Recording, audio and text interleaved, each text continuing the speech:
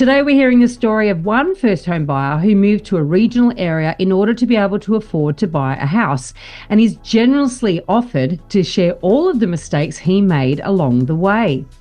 Welcome to Your First Home Buyer Guide, the podcast for first home buyers who want to move it along and become homeowners. But most importantly, it is for you to become an educated home buyer. I'm Meighan and that was Veronica. We're both buyer's agents and probably old enough to be your mum. But it's a good thing because between us we've got over 45 years experience to share with you and bucket loads of stories about avoidable mistakes. Together, we're going to make sure you get unbiased and real information you can rely on. Allow us to guide you on your home buying journey. We want you to become an educated home buyer so that you can stop looking for your first home and actually become a proud homeowner. We've got loads of great tips for you in this episode, and if you'd like more useful tools, head over to the website homebuyeracademy.com.au, and there you'll get access to our free mini course, How to Price a Property Like a Professional. You will also find the holy grail of home buying education, Your First Home Buyer Guide, the online course for people who want to become educated home buyers. We created this for you to help you get on the right path to home ownership for your first home and beyond.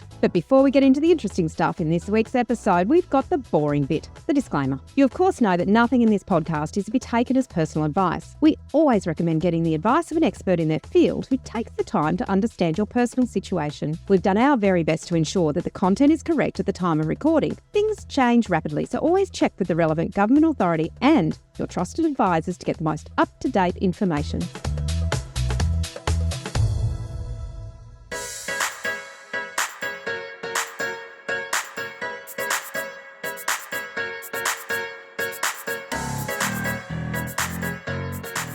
Today we're talking about the lessons learned by one first home buyer who had access to some great advice but still feels he might have been able to do some things better.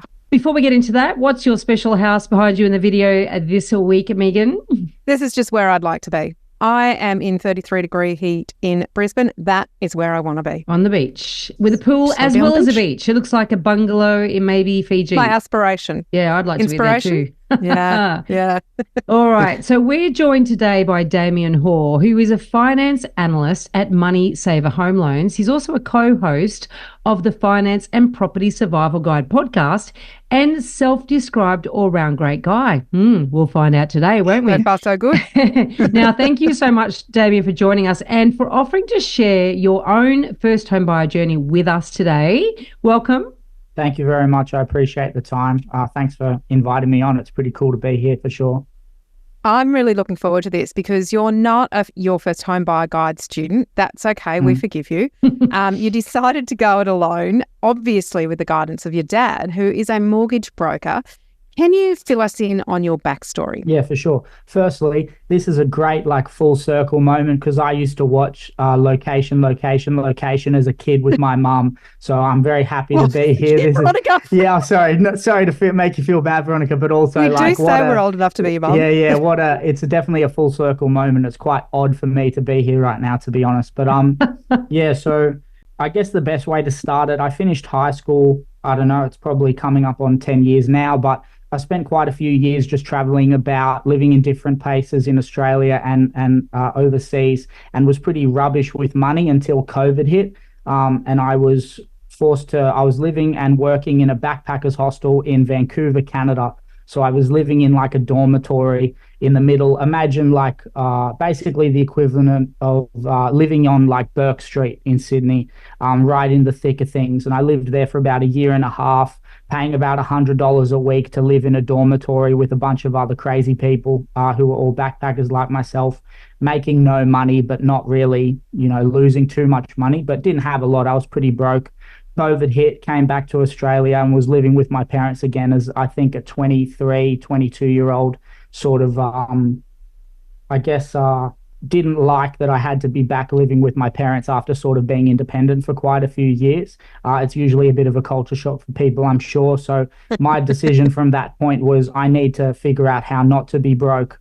So that was the origin of the podcast. And obviously, I guess we'll get into it later, the origin of how to buy my first house, because I learned from enough people growing up, as well as from my dad and some of his work friends, that having one or two houses can't be a bad idea when it comes to sort of setting yourself up financially. So I can sort of have some more freedom in my life to do what I want to do. So that was for just over or just under 4 years ago, as we're recording this, that sort of happened to me with COVID.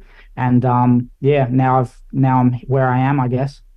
So this is quite fascinating because I Congratulations. had no idea. I knew about you and your mum, and I'd forgotten about that conveniently. But I had no idea that you'd been backpacking and basically living, hand to mouth until COVID hit, and then you came home, and that's like the catalyst. So obviously you moved in with mum and dad. Is that when you started working for your dad?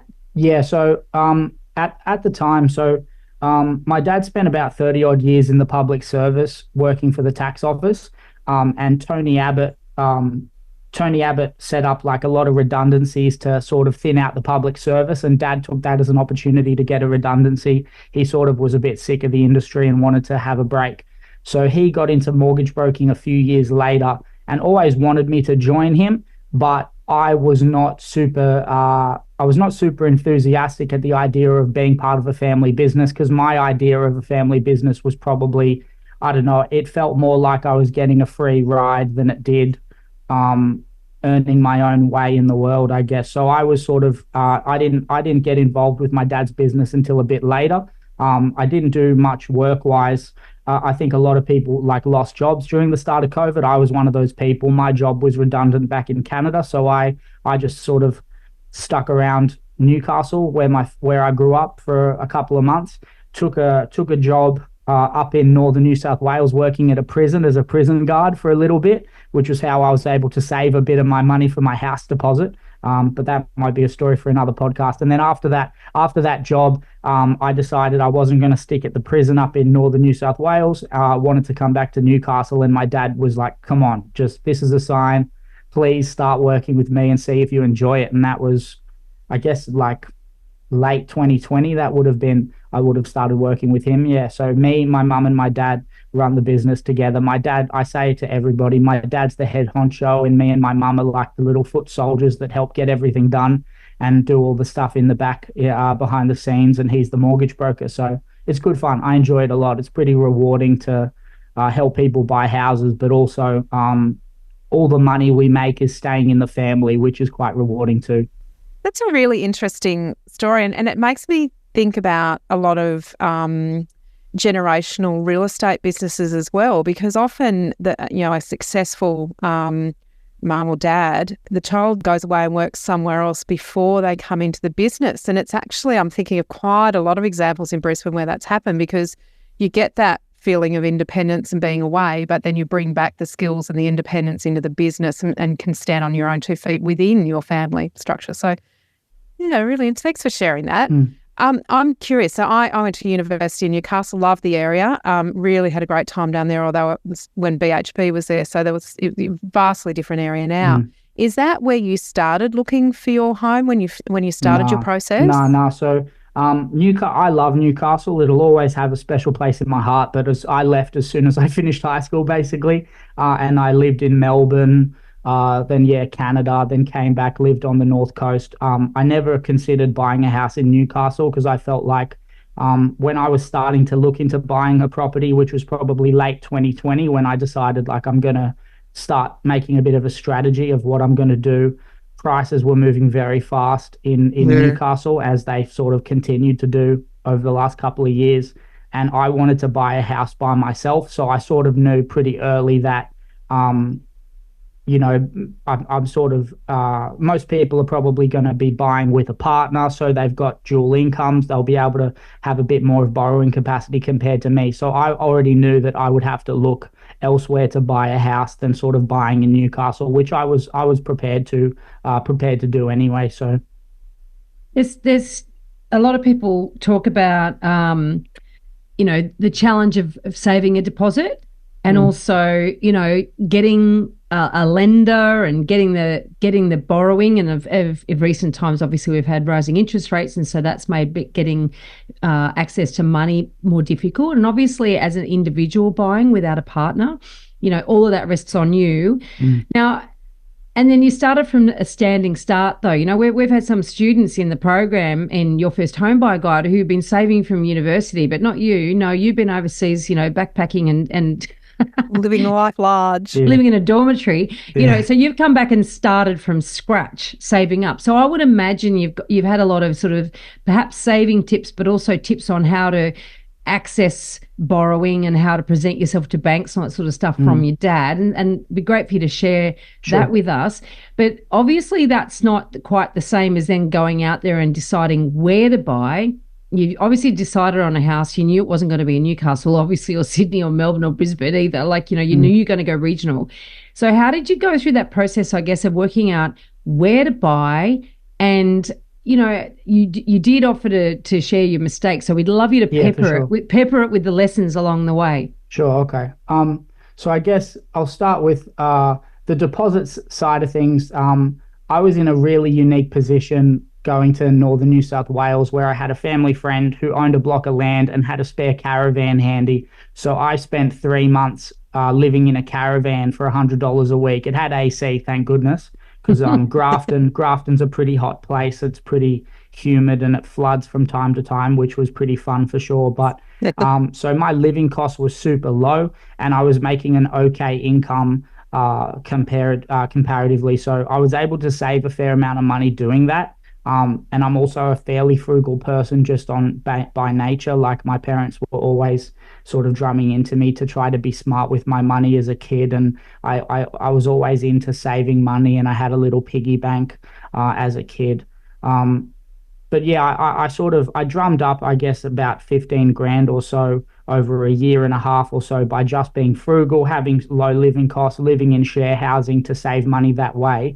And then I was looking into, I guess, the pros and cons of, I guess the term for it would be satellite cities, like these regional hubs not too far away from the major capital cities, where the affordability factor might play better, but maybe it'll still have some good prospects for growing in value in the future. So I was living in Melbourne at the time. I was looking at like Bendigo. A really underrated suburb is called Eaglehawk. If you ever get a chance to go to Eaglehawk, you should definitely check that out in Victoria. It's a really nice place right next to Bendigo, just as a nice place with nice people. So I sort of was looking into places like that and decided on Dubbo, where I'm living now, and it's basically bang in the middle of New South Wales. And my sister's been here for 7 or 8 years. She bought a house here a few years ago, but it just sounded like an okay place to live. Very similar to Newcastle maybe 20 years ago, where it wasn't as busy yet, and it wasn't as I guess populated. The traffic here is there's no traffic. It's the best. So Dubbo is where I landed, and affordability wise, it was sub 500 grand to get into the market here, as opposed to and the land size, things like that. It's all quite good. I'm trying to think, like, honestly, the biggest mistakes were probably as I was buying this place or after I've bought this place, less so getting to the position of buying, if that makes sense. That's cool, and that's great to know, because that's precisely a huge chunk of what we teach in your first home buyer guide. And certainly when a lot of people think that the biggest challenge is getting their deposit, and it's a huge challenge, it's absolutely massive, but that's often what's talked about, is getting the finances being the hardest thing. But actually it's you sort of, then when you're in the middle of it and you're finding out the realities of how difficult it can be to buy a property. So that's really what we want to dig into. But before we get to that, Bendigo to Dubbo, and then even Grafton. If you sort of think you were starting to expand your search across such a wide area, did you? And you obviously went down to that. Is it Eagle? What do you call it? Eaglehawk, yeah. Eaglehawk. You obviously went down there. You obviously spent time in a number of places. Yeah.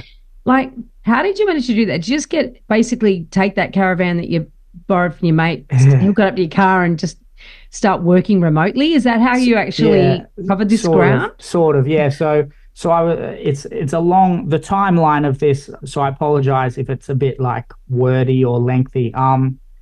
So COVID hit, I'm in Newcastle, start working at a prison in like August, finish up there, go back to Newcastle, let's say December of 2022. I didn't spend a lot of time at that job, but was able to save a bit. Lived in Newcastle for 6 months or so, and then went to Melbourne. And I was living in Melbourne for, I guess, like a year and a bit.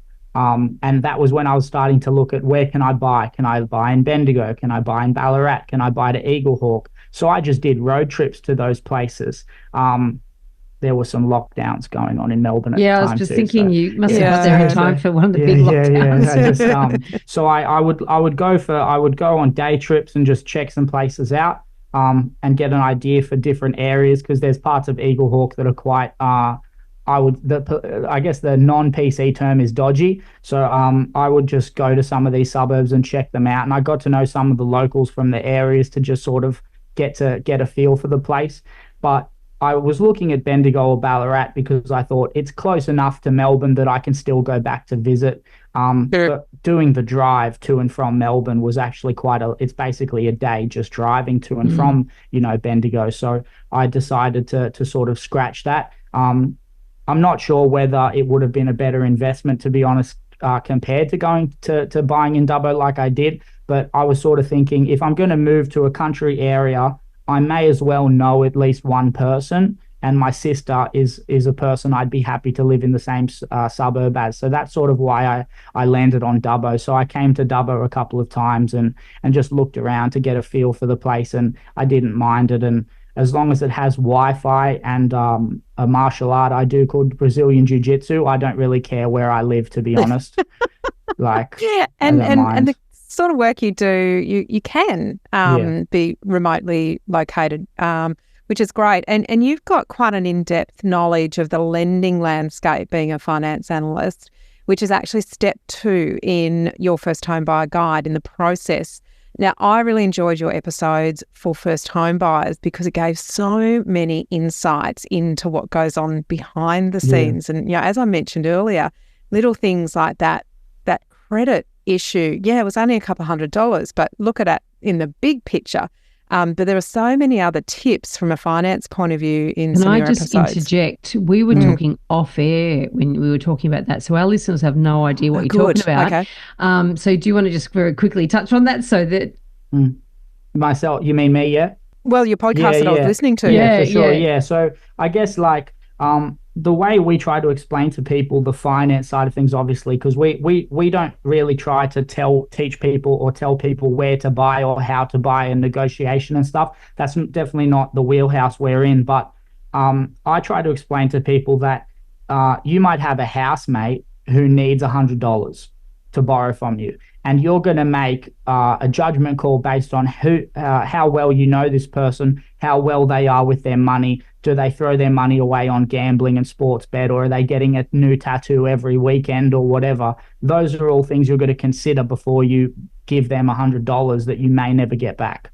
And it's the exact same thing for a bank, but on a much bigger scale, because we're talking hundreds of thousands of dollars. And with the credit score side of things, I guess I think my dad was saying on that podcast, you might have $100 or $200 payment that you missed on a bill or something, and that's going to affect your credit score. And that might not mean a lot to you, but that's sort of a sign to a bank that if you can't even make a $200 repayment on time, how can you be trusted to make a $2,500 mortgage repayment every month? Because it's more a sign of your character than it is about anything else. Yeah. Very much so.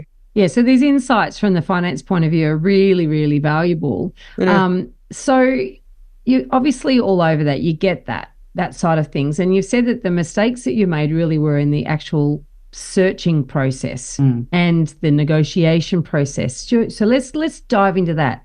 Tell us when you sort of realised you might have been a bit out of depth. Yeah, okay. So when I came to Dubbo to look at houses, I was living with my sister. My family, my mum and my dad came over here too and were helping me just to try and sort of, I guess, support, because it was stressful. I've never had to call real estate agents all day to ask about inspections and things like that. It was a bit overwhelming. So I was doing that for a week or so, inspecting a couple of properties, and I found this place that I now live in, checked it out, really liked it. And I guess one side note, we were talking about the deposit and stuff, obviously, real quickly, that I saved about 22 grand for my deposit, but my parents gave me 35. I think that's important to note, because sometimes it is possible to get into the market without family help. But for me, I was going to be priced out of Dubbo without their help. So my mum and my dad were also pretty handy in helping me figure out what properties were worth even negotiating on and putting an offer in on, because I know, like, hey, some of their money that they have worked hard to get is going to be going towards this property for myself. We need to make sure it's a good investment because their money's worth a lot, like I don't want to put that to waste. So we found a property that I liked, put an offer in, chatted to the real estate agent. And I guess the biggest thing I learned was to not take what real estate agents say as gospel, because Right. we did a pest and build. Sorry, I had a mind blank. We did a pest and build report, and the pest and build report came back saying that there were some leaks in the tile area of the shower and the laundry, and that was seeping into the ground and was causing some shifting of the ground below the property. And so we were speaking to the agent and saying, like, we've noticed these issues. It's going to need a little bit of repair work. So we'd want to talk to the owners about negotiating I guess a reduction in the purchase price. And over the phone, yeah, no, 100%, that's all good. Like the vendors are happy to take $3,000 off the purchase price. So I'm thinking that's great, all good. We'll go ahead. So we contacted our conveyancer, started chatting to the conveyancer about getting a contract ready. And when the contract came to us, the vendor wasn't happy with more than $1,500 off the purchase price. So I've called the real estate agent, and it was like we'd never had that conversation. So I was very, very grumpy that day. And obviously a real estate agent, to be, I guess, objective about it, a real estate agent's job is not to serve me, it's to serve the seller of the house. So I sort of, it's a lesson learned, I guess, for myself. And I ended up moving forward with the property with a little bit of a discount and bought it the way it was. But that was the biggest thing for me, to be honest, was I was probably a little naive in sort of what the process could look like, and how sometimes it felt to me like they were just keen to get a sale and weren't really they didn't really care that they had said that, and weren't sure that the conveyancer would follow through with it. I guess they were just more keen on getting the property sold. And look, I'm super happy because I've had this place for a year and a bit.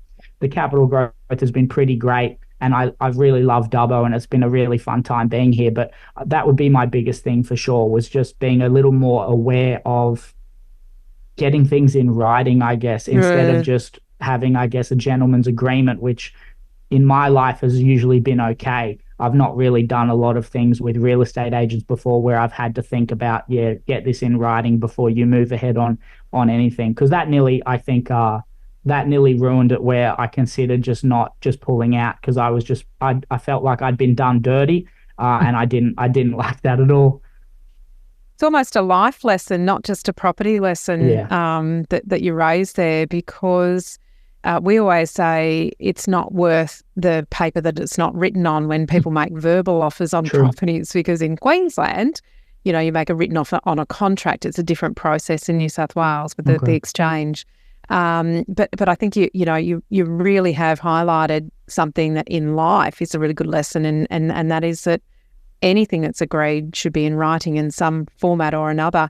And it almost sounds like the agent might have spoken without consultation to the owner about agreeing to something verbally that they should not have. Yeah. Look, it was probably not. I don't know. I was about to just say, like, news flash, a real estate agent does something dodgy. Who would have thought? But never mind. Yeah, I get what you mean. And more absent-minded. Yeah, for sure. Yeah, and like it was definitely a learning experience, and I'm happy that I sort of pushed through and just went on with it, and I guess like decided it was still worth.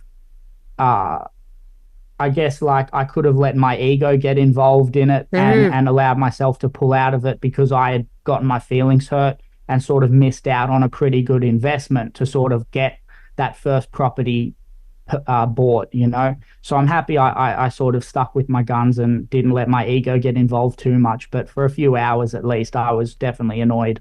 That is one of our Homebuyer Academy principles, is that don't let the process of negotiation get in the way of you moving forward on any particular property. And it is very easy to get your knickers in a knot or get your nose out of joint or any other of those little sayings, because, it is personal. It's your money.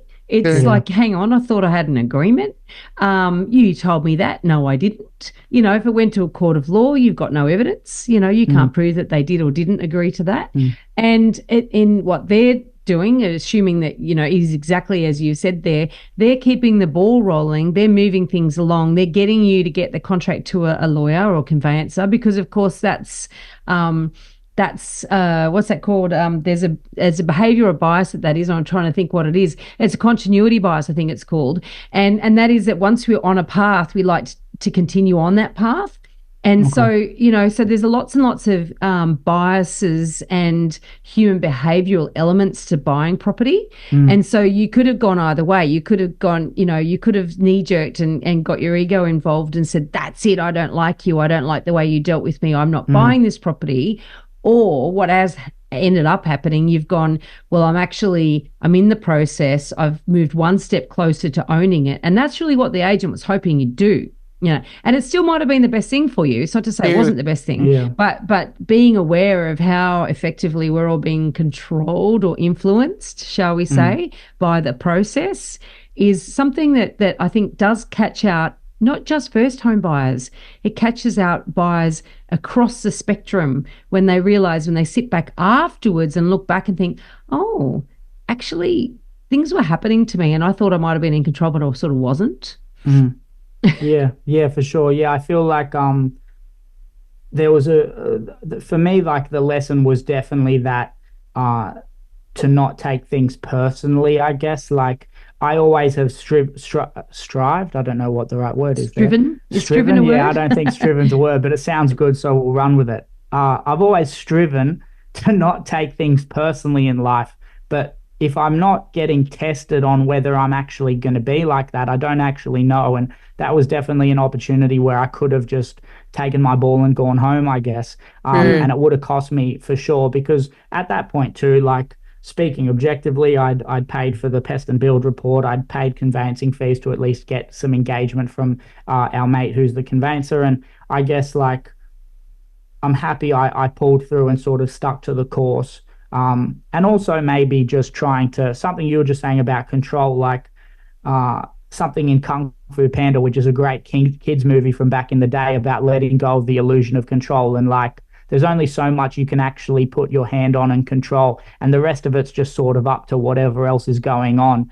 And obviously in the house purchase part of it, all I could do is sort of stick to the course and hope that it worked out. And it definitely has.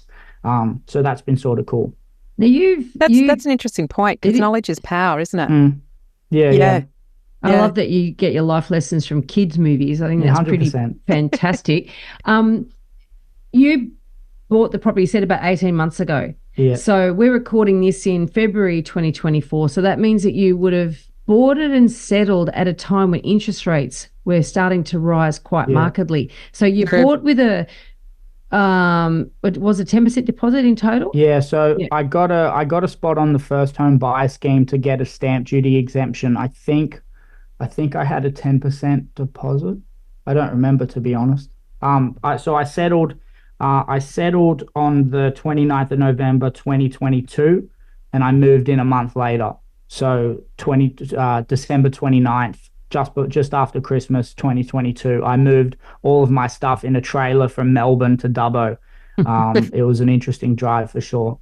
So yeah, and rates were already moving. So I set up on a variable interest rate loan, and every month from the very start, my repayments were moving. So I made the judgment call, I think, about 3 months in to fix for 2 years. Fix for 2 years. I think I wanted to fix for longer, but I didn't have the loan to value ratio to make it work, because I'd barely paid off anything at that moment. Like the first couple of months, you're basically just paying interest costs to say thanks to the bank for getting the money in the first place. Thanks for lending it to me. Yeah. Actually, that's an interesting point. So with fixing, because maybe do you want to just quickly explain what fixed and variable rates are in case anyone's not aware of it? And what you said there, which I wasn't aware about, was that you might not be able to fix if your LVR is low. So do you want to give us a little bit more info on that? Sure. So obviously, like most banks that you'll walk into, it's like my dad uses this analogy. I'm stealing it from the old man. If you walk into McDonald's, they have a burger, like a cheeseburger. They have a chicken burger. They've got fries and they've got nuggets. And a bank is very similar. You walk into any bank, they've got a variable rate home loan product, which means the interest rate can fluctuate up and down depending on the month. And usually it generally follows what the RBA is doing, which is the Reserve Bank of Australia. But a fixed rate loan, you can choose to fix for 1 to 5 years, depending on the bank. And those interest rates will stay fixed. So you've got certainty in your mortgage repayments every month for a fixed period. And obviously, if you fix your interest rate, let's say at 5%, but then the RBA starts cutting their interest rates, the banks will follow, but you're still stuck paying 5%. So there's a con obviously there, and it's a risk you're taking, which is, I guess, a risk I had to be comfortable with, which was, yeah, like rates were moving upwards. I had my home loan, I think my home loan started at like 5 point something percent, and was moving and moving every month. There was another 0.25% interest rate increase. And the day after, I'd get a letter from my bank saying, like, your rate's going up. This is your new repayment. So I just made the choice, like, I'm going to fix for 2 years. And just bet. To me, I think of it as a bet. You're basically betting that the RBA is not going to cut rates in that 2 years. And if they are, then, it is what it is. You're going to lose a bit of money in interest. But I was comfortable where my repayments were, and I wasn't really comfortable with them going any higher than where they sort of were sitting at. So I fixed for 2 years, probably early last year. I reckon I feel like we got 13 rate rises or 14. I reckon about the fifth rate rise I fixed.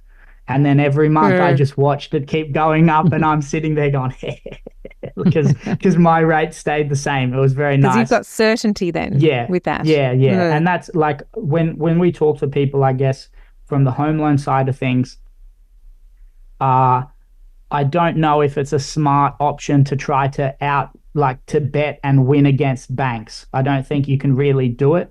It's more about certainty in your repayments. Like if you're comfortable, like my mortgage repayments about $2,500 a month, I think, give or take $2,500. I was comfortable with that figure. That's a figure I'm sort of happy to pay every month, and I know I can meet that, and I'll have a little bit of money left over after payments and expenses from my income. But if that goes up too high, then I'm going to be struggling to make those repayments and living off, ramen noodles. So I would rather just stick where it was and sort of, cop that for 2 years. And if the rates go down in that time, it is what it is. Like, I guess the stats that get thrown around a lot is the average interest rate you'll pay over the life of your loan is roughly 7%. So I try to, I don't know. There's things you can't control, like RBA stuff. Like that's not in my control at all from the back room of my house in Dubbo, New South Wales, So all I can do is just try to roll with the punches and do what I can to sort of adapt to it. Now, owning a house brings with it responsibilities, right?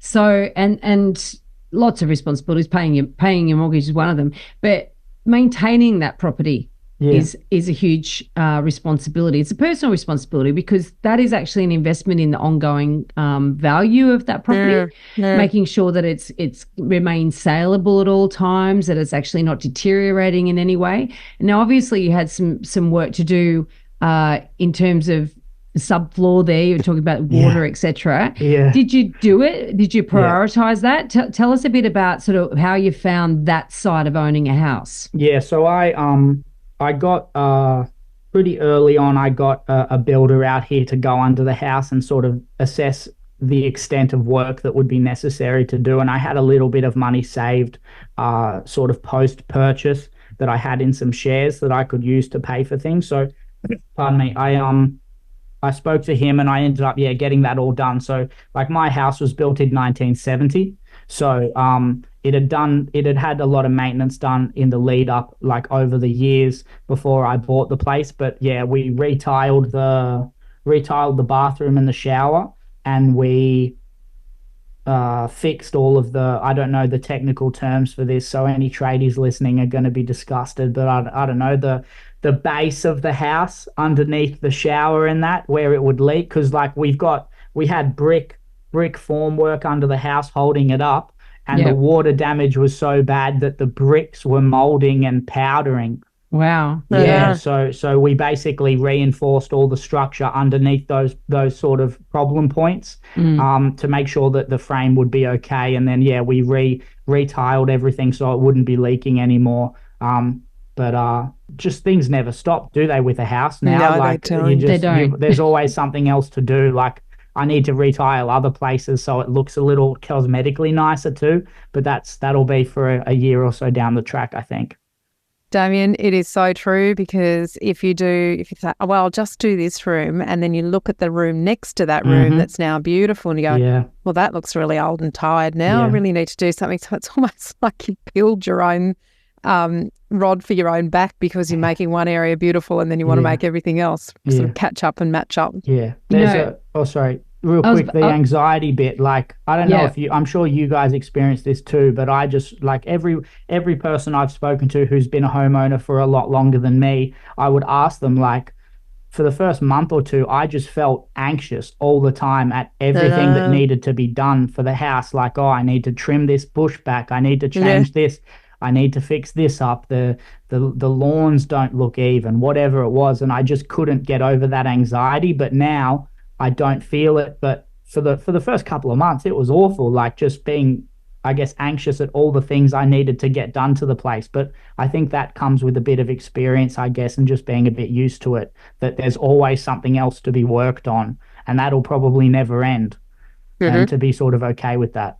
I think a lot of people, they sort of say, oh, look, I don't want to buy a townhouse or I don't want to buy an apartment, right? And because it's not a good investment or for whatever reason. And this is one of the benefits of buying a strata property, is that a lot of that stuff is actually looked after by the strata, or by the owners corporation, or the strata committee, or however it's structured. And I often think that with my own house, right? So I renovated my house that I live in now, and we finished it. Well, I finished it in February 2020. Great timing for lockdown. That's great timing, yeah. Yeah, and there are ongoing. I just had all my gutters cleaned out, because if I don't do that regularly, I will get leaks, right? Because that backs up. I've got jacaranda trees around me. That's a constant, right? There's also the windows. I was outside thinking, oh, when those windows were put in, God, they only put one coat of paint on it. They look like shit, and, you know. And also you have to maintain painted areas, right? You have to make sure that they are. Because timber will rot if it's not coated properly, blah, blah, blah. And I'm thinking, I need to get them painted again. It's only been 4 years. What was the deal? Anyway, I realised that actually a good wash will rub off. It was basically just grime, because I do live in the inner city of Sydney. Got the hose on them. Saved myself so much money on a paint job that it wasn't actually necessary, because here I was thinking that it actually needed paint. It didn't. It was just a bit of road grime. But what a relief. These are the sorts of things that are absolutely ongoing. And I did sit down and I worked out with the pest inspections, with the guttering being cleared, with the trimming of the hedges and the gardening, with the, you know, little bits of maintenance, getting the handyman in to do various things. Adding, plus the house insurance, you add all of that up, and I worked out, look, if I really did go and get a really nice big 3-bedroom apartment somewhere, I might be better off. The strata levies might be less than when I add all these things up. And a lot of people underestimate how much that constant work is required for a house. So a little shout out for your townhouses and your apartments for a moment. I do like having a house, of course. And are you finding, though, what other surprising things are there now that you own a home? How do you think do you think of life differently? Do you feel really settled in the area, or are you starting to think, well, where am I going to live next? How does that change the way Damian sort of moves through the world? It hasn't at all, to be honest. Like I was really lucky. My dad took a job when I was a little kid to work for Wembley Stadium as a sales worker, like selling corporate seating for this big soccer stadium in England. So I moved to England when I was a little kid, and started school there, and lived there once or twice for like 6 months at a time in the early 2000s. So I'm sort of used to moving around every year or two. And I think that's not changing. I think I'll probably move out of Dubbo next year or the end of this year to go somewhere else, just to sort of, I like traveling. I get itchy. So I don't know if that'll change, but I feel like the reasons for why I wanted to become wealthy are not the reasons I want to be wealthy now. Like maybe in 2020, the reasons I had were more based on, I guess, consumerist or cosmetic reasons, I guess. Like I wanted a certain car, or I want a house that's this size, this close to a beach, and I want this and that. But now the According reasons. Dubbo, that's a long way from a beach, Yeah, just well, quietly. we've got a couple of beaches. They're just on rivers here. They're Right. called beaches though, but no, they're not very nice. They're probably closer to that new beach in Penrith than they are like an actual beach. Um, but So I you've guess, yeah, changed, yeah, you've changed your approach to what you feel, how you approach wealth or Priorities. wanting to be Yeah. wealthy. And what do you Yeah. mean by being wealthy? Like, what's your definition of that? It used to probably be not, it used to probably be being able to wear really fancy clothes and drive really nice cars, to be dead, like completely honest. But I think now it's probably to figure out a way to help my friends get rich, by basically having enough money that I can lend some people money so they can buy houses. Because I just see, I don't like, not to, I'm sorry to be pessimistic on a property investing show, but like, I'm sort of worried for my generation's like economic outcomes, because it seems like anecdotally, I don't have any data for this, but anecdotally, most of my friends that are able to buy a house is because their parents have money to help them.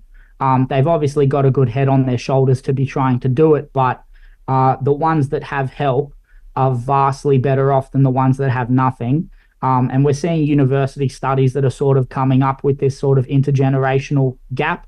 But all I can do, I can't influence policy, I can't influence economics, but if I have enough money that I can give money to some of my close friends so they have a deposit to get a house, so they're sort of out of that rental trap, I guess. That's sort of why I want to be wealthy now. It used to be just very selfish, which isn't, there's nothing wrong with that, to be honest, in my opinion. But now it's a little more selfless, where I want to try and help other people get to a point where they're less worried about money, because it's not a fun place to be. And like some people might not have the opportunity without help. So if I can sort of help them, that'd be pretty cool. And I'd probably feel better doing that too. So I guess like that's probably how my goals or thoughts about it have changed, if that makes sense. Quite admirable, Damian, and to have been able to achieve that, as you say, you did have some help from parents from a financial point of view, also from a mentoring and guiding point of view. I think, I certainly went down that path as well. My parents were guarantors. Once they didn't put money in, the ability to use their property for security was the only reason my brother and I could co-invest together. Right. So, and there are so many different ways that people can get into the market now through Veronica. We interviewed Evan Thorley from Longview recently. So there's different ways of getting in, and you're almost suggesting that you'd like to be part of that shared equity or Bank of Damian kind of approach, and that would be a really interesting thing to explore. And I'd love to kind of track back with you in a couple of years and see how that's progressed and what your thoughts are around that, and has it had success for some of your friends, and also where you've ended up. Yeah, for because sure. it sounds to me like those feet will keep on walking. Yeah, 100%. Yeah. No, it will be interesting. Like I think the biggest one for me recently was seeing like you see I think Veronica and I may have talked about this in the past too, but the biggest like age sector or cohort of rising homelessness is like women in their late 40s to mid 50s. And there's obviously a big gap in like superannuation at retirement age between women and men. So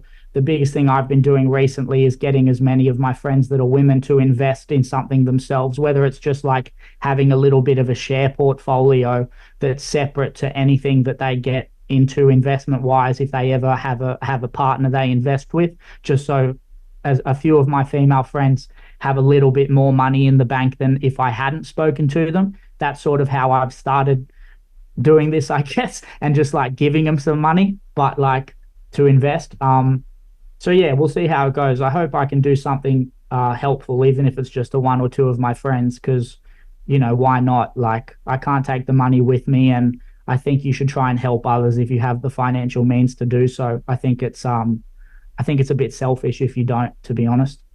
I think what you're pointing to there in terms of inequity in our society is growing. There's no doubt about it. And there's been a lot of press around about how difficult it is as property prices keep rising. And also the rental situation is pretty dire as well, that, there are more hurdles for first home buyers. The age of the average first home buyer has gone up a decade in the last however long. And it's what we're talking about is, that growing cohort of homelessness as well, which is exacerbated also by a rental shortage. So there's a lot of systemic issues that we have in our property market that do help those who are already in the market to continue to do well, and those who are yet to get in the market or are never going to get into the market is a challenge. So you're highlighting those things. We, Home Buyer Academy, we're here to help people get onto the property ladder in the safest way, because even worse is if you somehow squirrel and get a property and then it doesn't do a job for you. It actually makes you worse off. So therefore, it's really important for people who can buy a property, find a way to buy a property, not give up if there is a hope for them, and to also not get sold down the river and buying the wrong type of property. There's a lot of things there that we bring to the table to help people, but we recognise that we are all coming from a place of privilege. The reality is that, Meighan and I, we're old enough to have been able to get in a long time ago. You're privileged enough to have parents who have been able to help you. Obviously, Meighan and I will be able to help our kids when it's their turn to buy into the property market. So from where we're talking, but obviously acknowledging that there are people that are not as privileged. There are a number of initiatives that our governments are trying to put in place to help people who don't have access to the bank of mum and dad, which is the fifth biggest lender now, to get into the market. And we are highlighting some of those initiatives through on this podcast as well. So I think that's really great, Damian, that, you've had a real mindset shift over that period of time yourself since you've been saving and also become a property owner. Tell us, as we sort of wrap this up, what's your one piece of advice then for first home buyers who are still climbing the mountain or contemplating whether they can climb this mountain? Damn. I don't know, Like, I think, like you said, there's definitely ways to do it. And it seems like anecdotally, we've had a couple of loan clients that are like friends getting into getting a house together, and they're going to set up, like, they're going onto a home loan as two people in a partnership rather than a couple or whatever. So there's definitely options, but I would just say to try to endure, because I saved up for a deposit for 2 and a bit years or so, to just under 3 years before I bought my first place. And there were moments on that journey where once you've sort of set up a wash, rinse, repeat sort of process to saving your money, it's really boring. And you think that you look for other ways that maybe you're missing to sort of get the gains in your savings when you're trying to build up that deposit. When if you sit back and be objective, you're actually doing everything you're supposed to do. You just have to stay the course, and staying the course is the hardest bit a lot of the times. Like, if you think about being good with your money or being a good cash saver, the way it is for losing weight, like the strategies for losing weight are pretty basic. Then you just have to be consistent. It's not about any, special trick or special food. It's just being consistent, and consistency over time will yield the results. And it's the same, I guess, with the savings. And I guess if buying a property is really what you want to do, you'll find a way to do it. And being okay, I guess, with not getting too, I guess, flustered or frustrated in comparing yourself to other people, because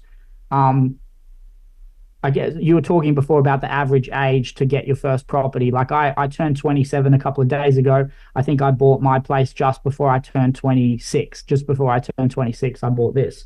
And And even I find myself thinking, oh, well, I know 27-year-olds that have 3 houses. And I'm thinking, man, what are you doing? How can you let yourself be in that mind pattern of like, just go as far as you can go. Don't worry about everybody else, because you'll just, I think, I don't know who quoted this, and it wasn't Kung Fu Panda, but like, comparison is the thief of joy. I don't know who said that, but I read that one time, and it's very true. Like, just run your own race. Don't worry about what everyone else is doing. If you want to buy a house, you'll figure it out. You just got to stay the course and sort of do the things you know you should do to get there. So very wise, really. Wise. Really, it is very, no, but it is. It's really wise. Sharing this, you're a similar age to a lot of people who are thinking, will this ever happen for me? And I think it's not a comparison for them to say, well, he did it, but I haven't. It is a way of finding things that have worked for other people and then going, well, will that work for me? Can I use that? Okay, he learnt that. Maybe I can avoid, and then when you put everything in the right steps in the right order, using all that information from other people isn't so much about comparison. It can sometimes be about inspiration, particularly if you can get that process right and the steps in the right order, and then you do the rinse, repeat, it just that consistency of, why am I doing this? I know why I'm doing this. I know the steps that I have to do. This is part of the process. And then when I've got it, I know the next thing I need to do is my pre-approval. And when I've got it, I know the next thing I need to do. So it's that continuation of climbing the mountain, but getting some inspiration from other people on how they've done it. Yeah. I love that you say it's boring. Because it is. It is. Through property largely is boring. But this is the thing that in property in particular is full of, get rich quick schemes and all sorts of palaver. There's all deposit accelerators, and there's all sorts of little tricks out there to try to get you to part with your money, or try to get you to feel like there's a shortcut. There's a way to do it, other than just the hard way. Yeah. And there are ways where you can get in sooner than often people think that they can get in sooner. But I love that once you get into a discipline of saving, and it's boring. Brilliant. Well, that's great. Great. Thank you, Damian, for sharing your wisdom. Yeah, really appreciate that. Your learning, your mistakes. Yeah. And these are all things that we really want people to hear. So they can go, oh, okay, I didn't know anything about that. I need to really think about it. But now, on that note, as a listener, our listeners to the podcast, you might think that we cover everything you need to know in these podcasts, but a word of warning, we don't. We just scratched the surface here. In fact, one of our students told us that it was like putting the pieces of a puzzle together in the right place rather than just looking at a whole pile of colours and shapes. And I really like that analogy.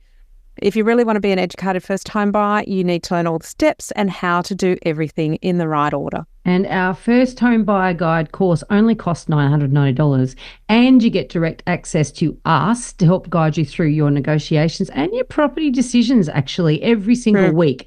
Now, trust me, trust us, you'll overpay a hell of a lot more than $1,000 if you don't know what you're doing.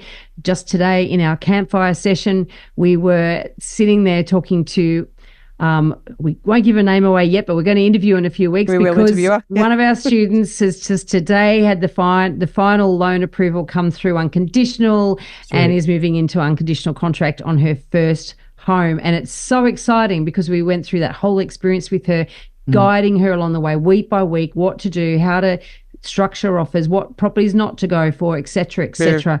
So honestly, our clients in our businesses pay us tens, plural, of thousands of dollars. In fact, some of our clients in our buyer's agency businesses pay us the deposit that you've just saved up, right, for us to do all that work for them. We're here every week to guide you through. You can't get expert advice like that for that price.